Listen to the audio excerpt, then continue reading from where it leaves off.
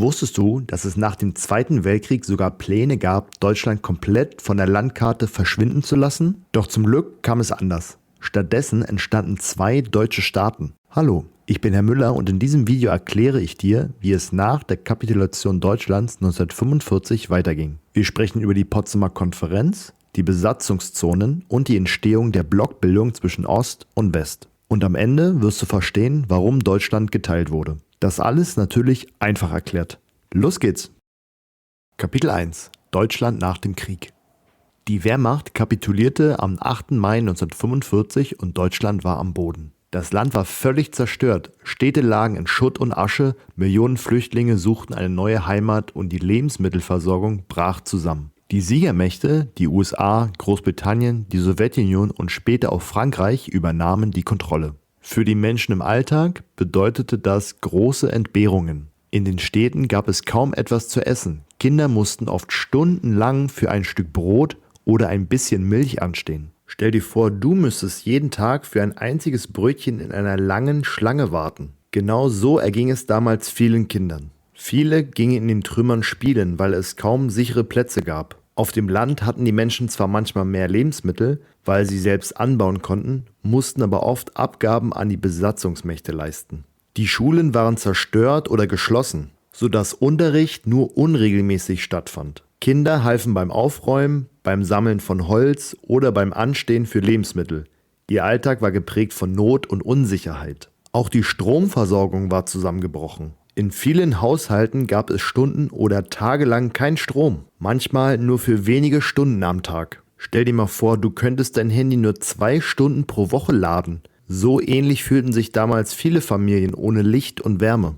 Gleichzeitig blühte der Schwarzmarkt. Dinge wie Zigaretten, Schokolade oder Kaffee wurden zur begehrten Tauschware. Wer Zugang dazu hatte, konnte gegen andere Lebensmittel oder Kleidung tauschen. So überlebten viele Familien in dieser schwierigen Zeit. Eine besondere Rolle spielten die sogenannten Trümmerfrauen. Weil viele Männer im Krieg gefallen oder noch in Gefangenschaft waren, räumten vor allem Frauen die zerstörten Städte auf. Sie schleppten Steine, sortierten brauchbares Material und bauten erste Wohnungen wieder auf. Ohne sie wäre der Wiederaufbau in vielen Städten kaum möglich gewesen. In manchen Städten waren über 80% der Häuser zerstört. In Berlin stapelten sich die Trümmer so hoch, dass ganze Trümmerberge entstanden.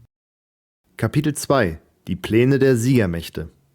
Schon vor Kriegsende gab es Überlegungen, wie mit Deutschland umgegangen werden sollte. Ein bekanntes Beispiel war der sogenannte Morgenthau-Plan von 1944. Er sah vor, Deutschland nach dem Krieg in einen reinen Agrarstaat zu verwandeln. Also keine Schwerindustrie, keine Fabriken, nur Landwirtschaft. Damit sollte Deutschland dauerhaft so schwach werden, dass es nie wieder einen Krieg beginnen konnte. Im Sommer 1945 trafen sich die großen drei. Stalin als Vertreter der Sowjetunion, Truman für die USA und Churchill bzw. Attlee für Großbritannien in Potsdam. Auf dieser Konferenz spielte der Morgenthau-Plan aber keine Rolle mehr. Die Siegermächte wussten, ein völlig verarmtes Deutschland hätte zu Hunger, Chaos und Instabilität geführt und wäre womöglich schnell unter sowjetischen Einfluss geraten. Deshalb entschieden sie sich gegen den Morgenthau-Plan und für einen kontrollierten Wiederaufbau. Viele Deutsche hörten nach 1945 trotzdem von diesem Plan und glaubten, die Alliierten wollten sie absichtlich aushungern.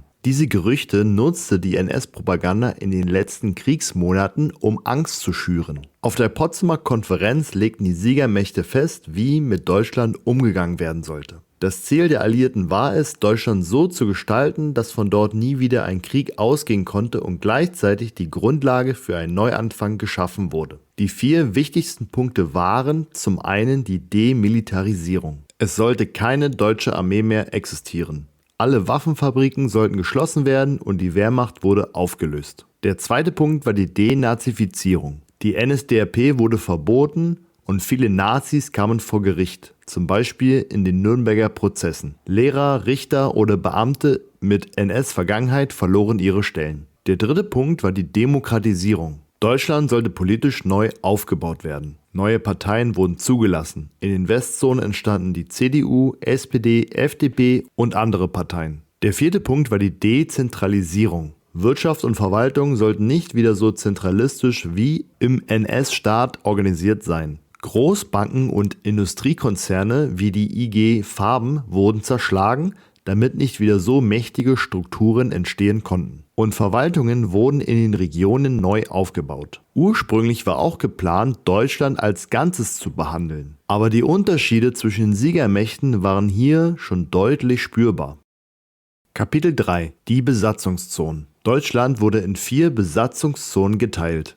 Eine amerikanische, eine britische, eine sowjetische und später eine französische. Berlin lag mitten in der sowjetischen Zone, wurde aber ebenfalls in 4 Sektoren geteilt. Die amerikanische Zone umfasste vor allem Süddeutschland mit Bayern und Hessen. Die britische Zone lag im Nordwesten mit Hamburg, Niedersachsen und Nordrhein-Westfalen. Die französische Zone bestand vor allem aus dem Südwesten mit Rheinland-Pfalz, dem Saarland und Teilen von Baden und Württemberg. Und in der sowjetischen Zone im Osten lagen Sachsen, Thüringen, Sachsen-Anhalt, Brandenburg und Mecklenburg. Zusätzlich verlor Deutschland große Gebiete. Schlesien, Pommern und Ostpreußen gingen an Polen bzw. die Sowjetunion. Und Millionen Deutsche wurden aus diesen Gebieten vertrieben. Ein Beispiel dafür ist meine Uroma. Sie flüchtete 1945 aus Ostpreußen über die zugefrorene Ostsee. Wenn euch das interessiert, lasst gerne einen Kommentar da, vielleicht mache ich darüber mal ein Video. Jedenfalls war die Idee der Siegermächte, Deutschland gemeinsam zu verwalten.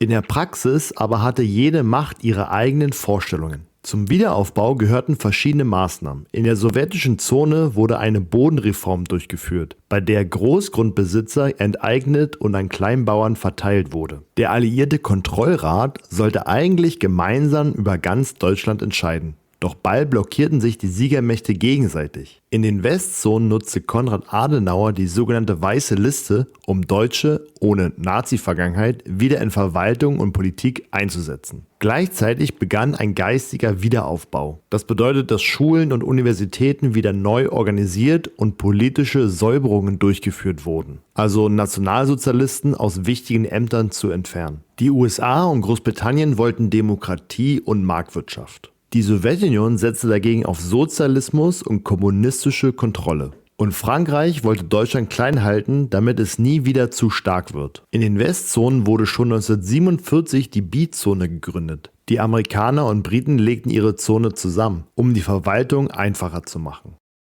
Kapitel 4: Der Beginn der Blockbildung. Schnell wurde klar, die Zusammenarbeit funktionierte nicht. Die Alliierten misstrauten sich gegenseitig. Jede Seite hatte andere Interessen. Die Sowjetunion wollte Sicherheit durch Kontrolle und Sozialismus, die Westmächte setzten auf Demokratie, wirtschaftliche Freiheit und Wiederaufbau mit Hilfe des Marshallplans. Statt gemeinsam zu entscheiden, blockierten sie sich im alliierten Kontrollrat. So entstand ein Klima der Feindseligkeit, das die Teilung immer wahrscheinlicher machte. Ein Höhepunkt dieser Gegensätze war die Berlin-Blockade von 1948. In den westlichen Besatzungszonen Deutschlands wurde am 20. Juni 1948 eine Währungsreform durchgeführt. Die neue Währung sollte auch auf Westberlin ausgedehnt werden. Die Sowjetunion nahm das zum Anlass, Westberlin von den westlichen Besatzungszonen abzutrennen. Sowjetische Truppen sperrten am 24. Juni 1948 alle Zufahrtswege nach Westberlin, sodass keine Lebensmittel oder Kohle mehr hineinkamen. Die Westmächte reagierten darauf mit der Berliner Luftbrücke und versorgten die Bevölkerung fast ein Jahr lang aus der Luft. Dieses spektakuläre Ereignis machte die Spaltung für alle sichtbar. Die Gegensätze der Siegermächte zeigten sich auch international. Die USA setzten mit dem Marshallplan auf wirtschaftliche Hilfe für Europa, während die Sowjetunion mit der Gründung des Kominform und enger Kontrolle über Osteuropa ihre Macht ausbaute. Damit entstanden 2 feste Blöcke, der Westen und der Osten. Kapitel 5: Von der Besatzung zur Teilung.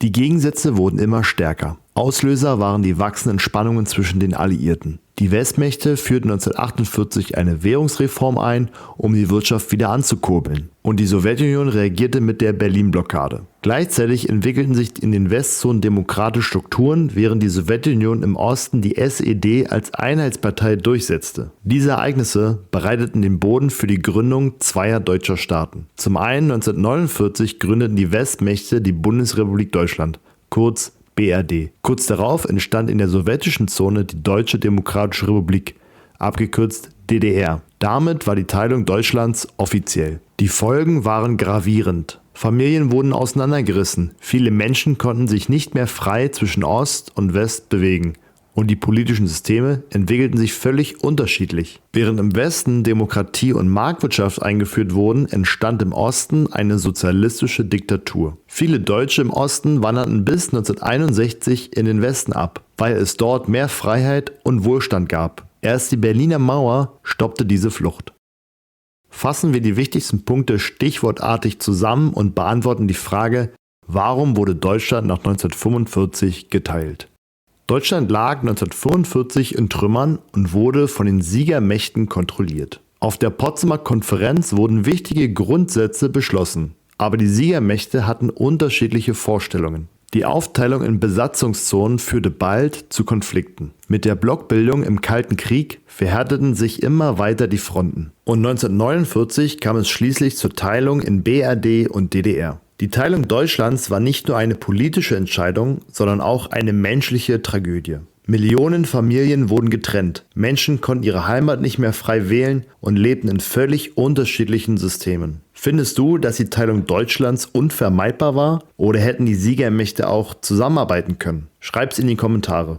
Und wenn dir das Video gefallen hat, folge unbedingt meinem Kanal, damit du keine weiteren prüfungsrelevanten Themen in Geschichte verpasst. Bis bald, dein Herr Müller.